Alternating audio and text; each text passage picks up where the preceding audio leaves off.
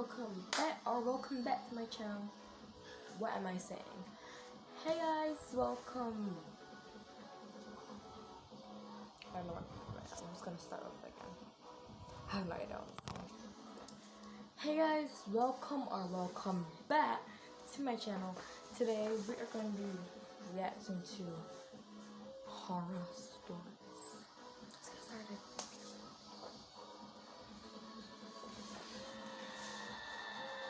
My name is Dan. This happened 3 years ago. I moved out of my parents' house once I started making a steady paycheck.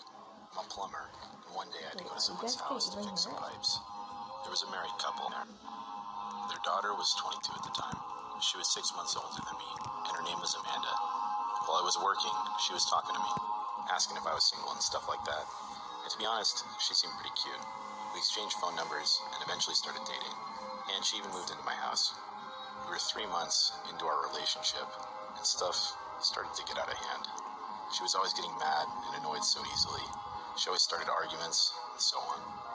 This began to happen all of the time, even in public, which was incredibly embarrassing. One day I had enough, and I had to break up with her, and I told her to leave and never come back. So basically, she got mad at every little piece of shit. That's not good. She got mad at everything. So it comes to an end. But instead, she decided to stalk her. It's so interesting. Amanda was pretty pissed off when I said that. I just ignored her when she was packing her stuff. She finally left, or so I thought. After that day, she would always show up at my house, harass me, throw rocks at my window, and so on. I called the cops many times, but she was gone by the time they showed up. About a month later, when I came home from working, I would find her in her house, yelling at me to come back, or I'd find writing on my walls that would say, "Come back, or I'll kill you." The writing eventually went from pencil to... Guys, okay. I am getting the chills right now. I am getting the chills. Yeah. I'm getting the chills. And I don't want to be getting no chills. Just about the video. Marker, and then her own fucking blood. And Jess, I'm being serious when I said blood. That bitch carved my name a bunch of times into her arms and legs.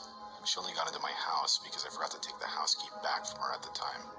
In hindsight, I'm such an idiot. I know. That psycho knew where my parents lived and showed up to their house during the night. My mom almost had a heart attack when she woke up to the sound of a knife being tapped on the window glass. When she woke up, she saw Amanda standing there, staring at her, while psychotically smiling at her. Amanda did a lot, which really pissed me off, so one night, I decided to stay overnight at my parents' house. It was about 2 in the morning when I heard a tapping noise in the window next to me.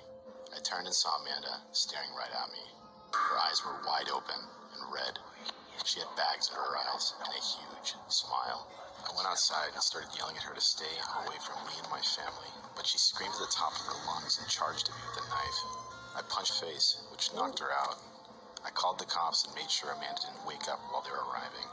The cops came quickly while Amanda was knocked out. They found my house key on her, and she was arrested and eventually sentenced for a long while.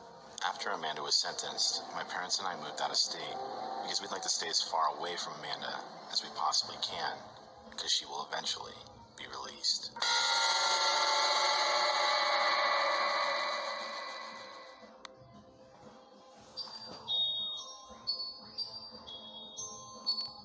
That first one was the most creepiest one I've ever watched before. You guys see, it's 12 horror movies, but I'm not gonna watch all 12. This is the last one I'm gonna watch right now, so. This happened to me at the beginning of this year, just after I lost my husband to meningitis. I had moved in with my father and taken a job at a local hotel. It was a nice, cushy job that wasn't very stressful, and it was also nice to me in my grief-stricken state. The job was the night shift front desk manager position. So I was watching scary movies or listening to creepy podcasts that seemed to help keep me awake. My husband had never liked scary things like I did, so it was nice getting back to something that was mine. Being the night worker, I was always... Have a call right now. Hello? Yeah, I'm sorry. Yeah, I'll take that. Yeah, That's it. by myself during my shift. The hotel was new, so it wasn't creepy to be by myself, especially since there was always someone around as far as guests went, and on top of that, my boss was always a phone call away. I knew I'd have backup if needed. Anyway, it was a night like any other. I was in the back office behind the desk, watching the cameras and listening to a podcast while twirling a pen around, waiting for hours to tick away. The hotel was pretty empty, so I felt more alone than usual. I looked down at my phone as my podcast ended and went to pick another one when I noticed movement outside the building on the cameras. A guest was walking in.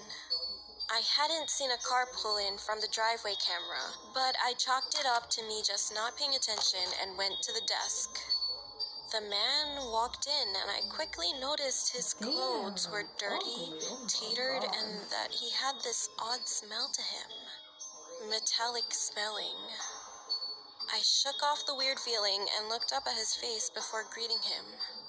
And I noticed that his eyes weren't on me, but the wall behind, just above me.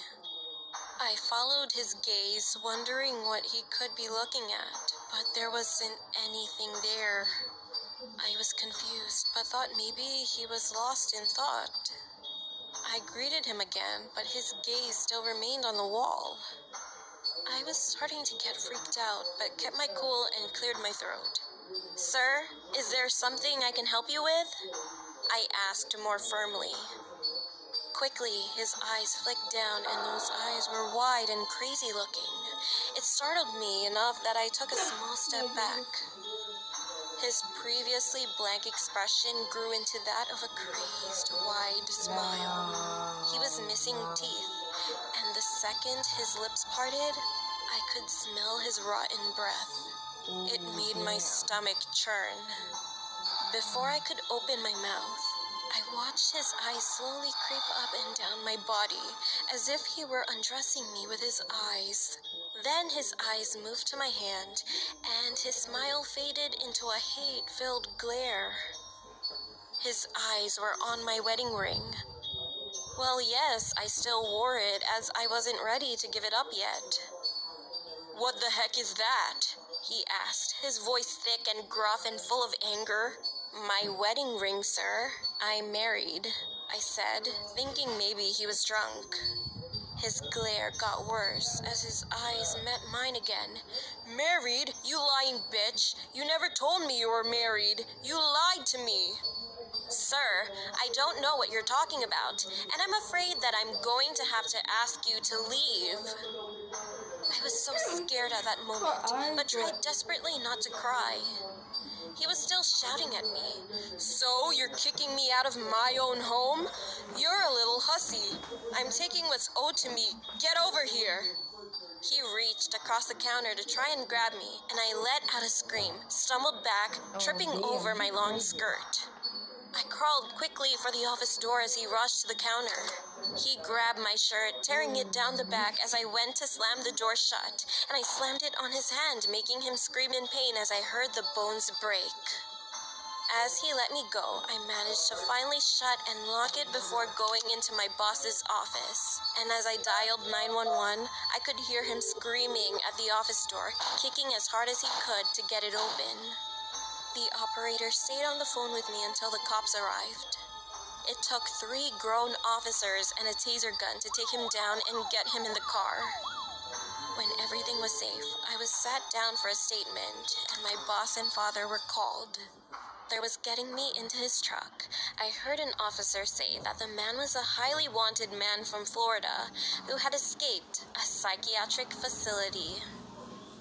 After he escaped the facility, he went looking for young brunette girls who were heavyset like me, or rather like his late wife. He had killed her and cut out her eyes and breasts and done the same to 2 other girls in Alabama. So I could only guess he planned to do the same to me. Wait.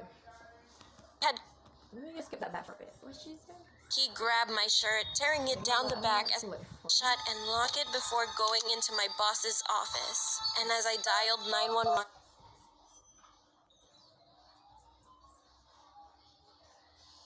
boss and father were called. As my father was getting me into his truck, I heard an officer say that the man was a highly wanted man from Florida who had escaped a psychiatric facility. After he escaped the facility, he went looking for young brunette girls who were heavyset like me, or rather like his late wife. He had killed her and cut out her eyes and breasts and done the same to 2 other girls in Alabama, so I could only guess he planned to do the same to me. Thank God for strong deadbolts and all of the police officers. Okay, no, I used to work. I'm just gonna end it here, guys. Don't forget to give this video a big thumbs up, and I'm gonna be doing a part 2. And don't forget to subscribe. And don't forget so much. And peace.